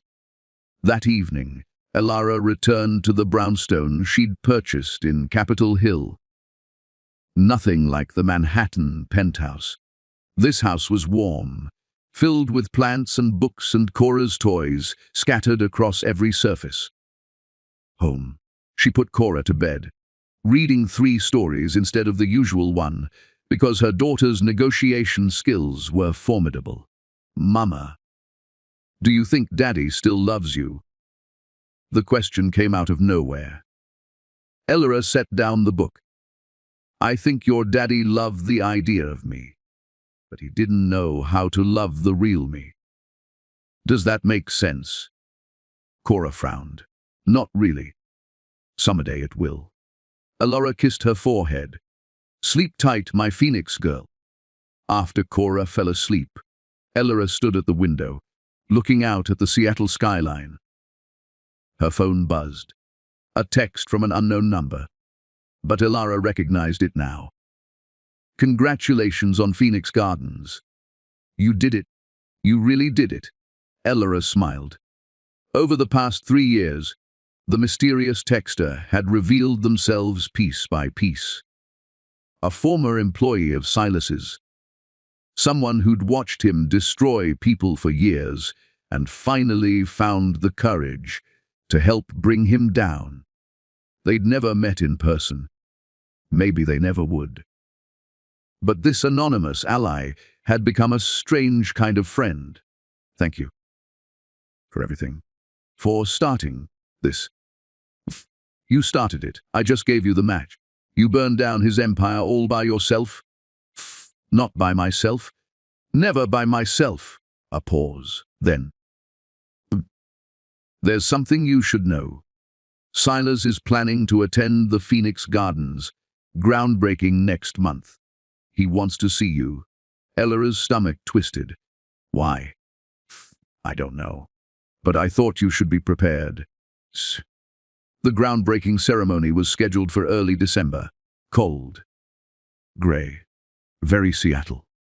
Elora stood on the muddy construction site, surrounded by city officials and investors, and her entire team. Cora wore a tiny hard hat and held a child-sized shovel, ready to help her mama break ground. The speeches were made, the photos taken, the symbolic shovels lifted. That's when Elora saw him, standing at the edge of the crowd, wearing a coat that had seen better days, hair longer than she remembered, face thinner, older. Silas. Their eyes met across 50 feet of construction site. Time seemed to stop. He didn't approach. Just stood there, watching. After the ceremony, after the photographs and interviews and celebrations, Elora found him still standing in the same spot. Cora was with Maya, safe and distracted. Elora walked over, stopped 5 feet away. They hadn't spoken since his arrest. 3 years of silence between them. You came, she said finally. I wanted to see it. What you built. His voice was different, quieter, less certain. You mean what I built from the ashes of what you destroyed? He flinched. Yes? That. Silence stretched between them. Cold rain began to fall. She's beautiful, Silas said, nodding toward where Cora played. A daughter. My daughter? You're just the man she sees twice a month. I know. He looked at his shoes. Elora, don't apologize. Don't explain. Don't try to rewrite history. I wasn't going to. He looked up. His gray eyes were different now. Less ice. More human. I was going to say thank you? What? For not keeping her from me. After everything I did, you could have? Probably should have. But you let me seed her. Let me try to be something resembling a father. I didn't do it for you. I did it for her. Every child deserves a chance to know their parent, even if that parent is. She trailed off. A monster. I was going to say broken, but monster works too. Silas nodded, seemed to accept that. Prison changed me. Therapy changed me. Losing everything changed me. I'm not the man I was. Good. That man was terrible. I know. He pulled something from his pocket. An envelope. Held it out. I wrote this 2 years ago. My therapist said I should give it to you when I was ready. I don't know if I'm ready. But I'm doing it anyway. Ilara took the envelope. Didn't open it. What is it? Everything I should have said 3 years ago. Everything I couldn't say. Because I didn't have the words. Or the courage. Or the humanity. He stepped back. I should go. I just wanted you to know. What you've built here. It's incredible.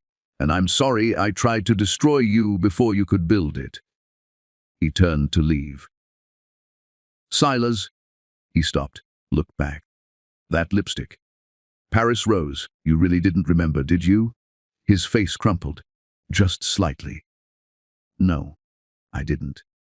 And that's maybe the worst part. You remembered everything. I remembered nothing. That's not love. That's not even respect. That's just cruelty. Yeah, it was. I'm sorry, Ilara. For all of it. For who I was. For what I did. For every night you spent alone in that glass cage I built. You deserved so much better. I know I did. That's why I left. He nodded. Walked away through the rain. Ilara watched him go. This man who'd once seemed invincible. Now, just another person, trying to survive the wreckage of his own choices. She felt no satisfaction, no triumph. Just a quiet, settled peace. That evening, Ilara opened the envelope. Inside was a letter. Handwritten. Pages and pages of it. She read it while Cora slept beside her. One small hand curled against Ilara's chest. The letter was everything. An apology. An explanation that didn't excuse. An acknowledgement of every cruelty, every manipulation, every moment he'd chosen power over humanity. But it was the ending that made Ilara cry. You told me once that I lost the only person who saw my soul. You were right. But what you didn't know is that there was no soul to see. I'd traded it years ago for money and power and success. I was hollow all the way down. And then you came. You were kind, gentle, real. Everything I'd forgotten how to be. And instead of letting you teach me, instead of learning from you, I tried to destroy you. Because that's what hollow men do. They destroy anything that reminds them of what they've lost. You saved yourself, but you also saved our daughter from becoming what I am. And for that, I'll spend the rest of my life being grateful. I don't expect forgiveness. I don't deserve it. But I want you to know you were right. The math didn't add up. I calculated your love in numbers. I missed everything that actually mattered. Thank you for showing me what I lost. Thank you for being strong enough to walk away. Thank you for being the woman our daughter will grow up wanting to beach. You didn't just survive me, Ilara. You transcended me. And that's the most remarkable thing I've ever witnessed. Shh. Silas. Ilara folded the letter, placed it in a drawer where someday, when Cora was old enough, she could read it and understand that even broken people could recognize their failures. She kissed her daughter's forehead, watched her sleep. This beautiful, fierce, perfect child who would grow up knowing her mother was a fighter. A survivor. A woman who'd turned devastation into destiny. The next morning, Alara stood on her balcony with coffee. Watching the sun rise over Seattle, her phone rang. Maya. Have you seen the news? What now? Arthur Sterling just announced a foundation. The Alara Thorne Foundation. $20 million dedicated to helping women escape abusive relationships and rebuild their careers. He's naming you as the honorary chair. Elara's breath caught. He did what? Check your email. He wants to meet. Says it's the least he can do after the damage he caused. Later that day, Alara sat across from Arthur Sterling in a coffee shop. The man looked 10 years younger than he had at his press conference. His eyes were clear. Present. I destroyed your family to make money, he said without preamble. I'm spending the rest of my life trying to make that right. Not just for you. For everyone I hurt while climbing to the top. Why? Because my daughter asked me a question. She said, Dad, when you die, what do you want people to remember about you? And I realized I didn't have a good answer. So I'm creating one. Alara studied him. This foundation. It's real, not a PR stunt. It's real, and I want you involved. Help me decide who to help. How to help them. Make sure the money goes to women who actually need it, not just photogenic victims who look good in press releases. Alara thought about it. About all the women still trapped in glass cages. Still married to men like sealers. Still believing they had no way out. I'll help. But on one condition. Name it. We'll hire Veronica Reeves as director. She knows what it's like. She'll make sure we actually help people instead of just feeling good about ourselves. Arthur smiled. Already done. I asked her last week. She accepted. 6 months later, the Alara Thorne Foundation opened its doors. They helped 43 women in the first month alone. Provided legal support, housing, job training, therapy. Alara visited when she could. Talked to women who reminded her of herself 3 years ago. Scared. Broken. Believing they'd never be anything more than what their abusers said they were. She told them all the same thing. You're already more than that. You just don't know it yet. But you will, I promise. You will. On Cora's 4th birthday, Alara threw a party in her backyard. Invited everyone who'd helped them survive. Riley, Veronica, Mrs. Higgins, Maya her father, the team from Phoenix Gardens, even Diane Whittaker, the journalist who'd told her story with such care. They ate cake, sang songs, watched Cora blow out her candles and make a wish. What did you wish for? Alara asked. Can't tell you. Won't come true. Later, after everyone left and Cora was asleep, Alara sat in her garden. The one she designed herself. Full of native plants and flowers that bloomed in the rain. Her phone buzzed. The anonymous number. One last message. I'm signing off now. You don't need me anymore. You never really did. But it was an honor watching you rise. Take care of yourself, Alara. And remember, you didn't just survive. You showed everyone else how to survive too. That's your legacy. Alara texted back, thank you for being there when I needed someone, even if I never knew who you were. You're welcome. Now go live your extraordinary life. You've earned it. The number went dark. No more messages. No more mysterious help. Alara was truly on her own now. But she wasn't alone. She had Cora, her father, her friends, her work, her purpose, and she had herself.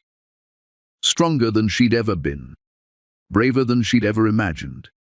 That night, Alara wrote in her journal, something she'd started doing in therapy and never stopped. Dear Cora, someday you'll read this. Someday you'll ask me about your father, about what happened, about why we don't live together like other families. And I'll tell you the truth, that I married a man who didn't know how to love, that he hurt me in ways I'm still healing from, that I almost let him destroy me. But I'll also tell you this, he gave me you, and you are the best thing that ever happened to me. And you'll ask if I forgive him. And I'll tell you that forgiveness isn't about him. It's about me choosing not to carry his poison anymore. It's about building something beautiful from the ashes of something terrible. You'll ask if I'm happy. And I'll show you Phoenix Gardens, the foundation, the women we've helped, the life we've built. And I'll tell you, yes, baby girl, I'm happy. Because I learned something your father never could. Love isn't about possession.